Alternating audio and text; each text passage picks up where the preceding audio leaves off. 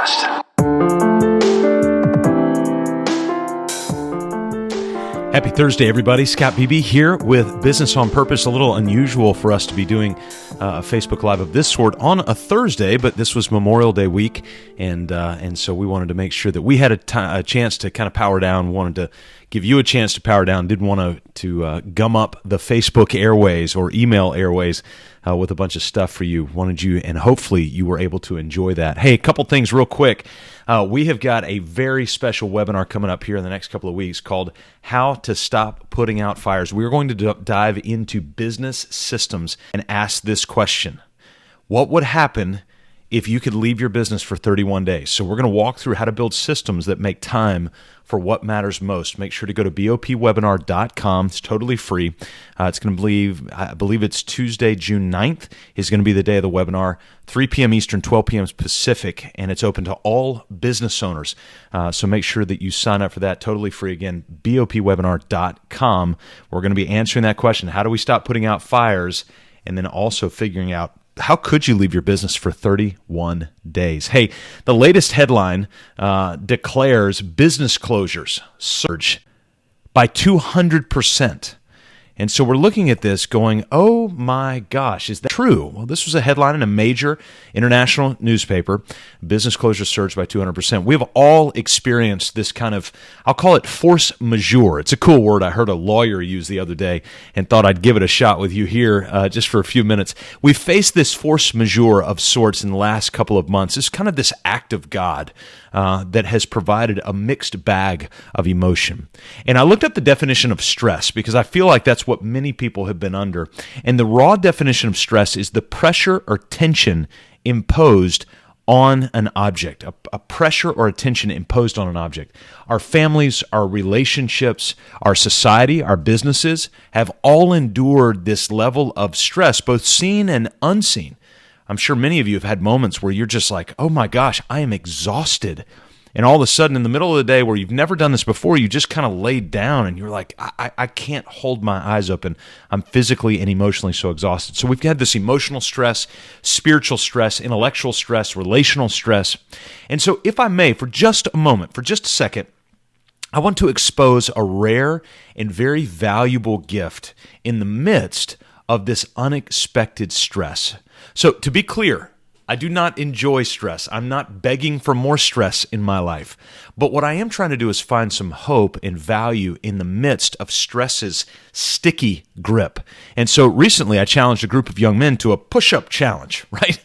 And although I wasn't a contestant in their push-up challenge, I nonetheless decided to test my middle-aged mettle and rep out a few reps of push-ups, albeit very, very slowly. Wow. Let's just say this. I used to be able to do a lot more push-ups a lot faster. So what I did with the push-ups is I put manufactured stress on my arms and on my chest, which revealed areas that I could choose to focus on and develop so that they would come a little bit stronger. Or I could ignore the feedback and continue to be exposed to the liability of weakening arms and weakening chest muscles and all those sorts of things. But the manufactured stress, what it did for me is it provided for me real-time, truthful, unbiased feedback.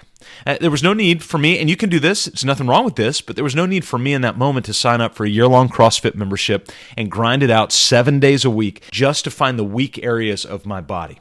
A simple push-up exercise in the midst of some really strong teenage young men told me exactly what I needed to know. This small measure of manufactured stress showed me the weak areas of where I'm at in my own physical nature. And so good news is since that workout, I have shored up the weakened muscles and I now bench press over 600 pounds. I'm teasing. I don't do that. You know, cardiologists do this all the time with their heart patients. The patient is dressed with multiple electrode receivers, allowing the machine to collect feedback while the body walks or runs on a treadmill. And the manufactured stress of that treadmill forces the body to react, and that reaction reveals areas of both strengths and weaknesses. Now, all the cardiologist has to do is diagnose, prescribe, and prognose, and the patient is left with the long task of implementation. So I want you to take this into your business. Each of our businesses need to hop on the manufactured treadmill a couple of times a year to endure some light, controlled, manufactured stress.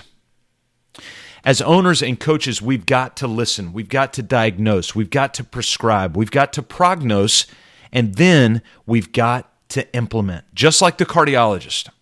So here are a few business treadmills that can be deployed that will provide you with some valuable feedback. So this is manufactured stress that you can apply to your business where you don't have to wait for the next pandemic. You can go ahead and do this a couple of times here. The first one is one we have seen huge success in, and that's when business owners are willing to go subdivide their bank accounts. And subdividing bank accounts is a foundational element that will show you a real-time cash position in your business. Most businesses we coach have at least 5 bank accounts that they actively use and operate for their businesses. In fact, the majority of businesses we coach right now, if you were to call them, could tell you to the penny how much in cash profit they have, how much they have to pay their taxes, how much they have in operating expense, to the penny. They could tell you that right now because they've subdivided their bank account. So that's the first thing. The second thing, and this artificial stress that you can apply to your business so you don't have to wait for a pandemic, is what we call an ABC dashboard. Here in our vernacular, we actually call it a level 2 dashboard. And you're thinking, well, what's level 1? Well, it's the subdivision of your bank accounts. So when you go into your online banking system, you've got your accounts subdivided. That's your level 1 dashboard. That's a great dashboard for you to see your real-time cash position. But your level 2 dashboard is vital to your business. It's a simple spreadsheet. It's updated once per week, and it tracks 3 major areas of the business. Your ABCs, accounts, and that's your cash accounts, so whatever's in your bank. B, for bookkeeping. That's your receivables, payables, keeping track of those. And then C, for customers. You're tracking things like leads from the website or podcast downloads or number of things we've sold or mailers that we sent out. Whatever those things are, you're starting to track those in A, B, C. Accounts, bookkeeping, and customers. And of the hundreds of business owners that we have seen implement these first 2 stressors, subdivision of bank accounts and the ABC, the level 2 dashboard, there has not been one business owner, we're going on 6 years now, who has ever come back to us and said, wow, I wish I would have never done that. It's made my world so much more complicated. That's never happened. Not one time. So now I can hear some of you saying, well, but my business is a little different, Scott. No, it's not. It's just not. I love you. I appreciate you, but your business is not different. We've worked with businesses around the world in all different industry types, across sectors, and they're basically all the same when it comes to this. Now, there is a third stressor that you can apply. It takes more work, but it is a powerful stressor that many of our clients have been implementing here over the last couple of years, and it's called the Master Process Roadmap. I want you to imagine all of your business systems and processes mapped out on one sheet of paper. I read this in a blog post the other day from Seth Godin. He said, hey, we are buying the process from you, not necessarily what you're making. In other words, we're buying your process and not necessarily your product, because I don't mean to offend you, but your product is a commodity. Listen, we're business coaches. There's a lot of business coaches out there.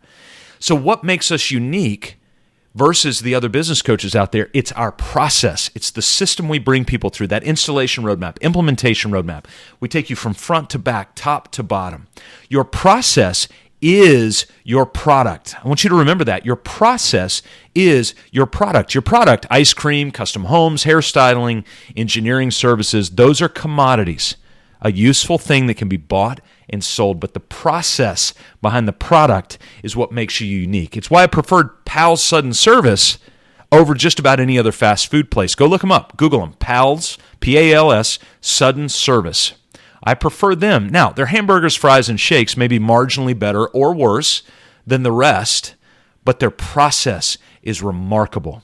So your master process roadmap allows you to visually see the strengths and weaknesses in the body of your business at any time that you put them there.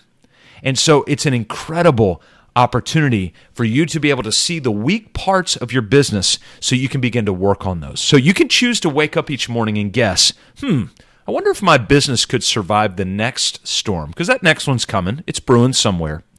Or you can embrace the manufactured stress, subdividing your bank accounts, creating that level 2 dashboard, tracking those accounts and bookkeeping and customers, or that master process roadmap. And if you begin to embrace that, there is no competition to a well-run business. I'm going to put that up on the screen for those of you watching on Facebook Live or YouTube. There is no competition to a well-run business. There could be 10 HVAC companies in your local area, but you have no competition when you are a well-run business. All right? So I want you to take that to heart. I want you to live that out. And if you want to start to ask yourself, how could I leave my business for 31 days, building systems to make time for what matters most? Hey, come join us June 9th. We're going to be right there on the webinars talking about how to stop putting out fires. And all you've got to do is go to bopwebinar.com, 3 p.m. Eastern, 12 p.m. Pacific, Tuesday, June 9th. And if you've ever been on one of our webinars, you know we roll up our sleeves and we give away the secret sauce. We hold nothing back, and we won't hold anything back on that time there. bopwebinar.com. Everybody have a great week.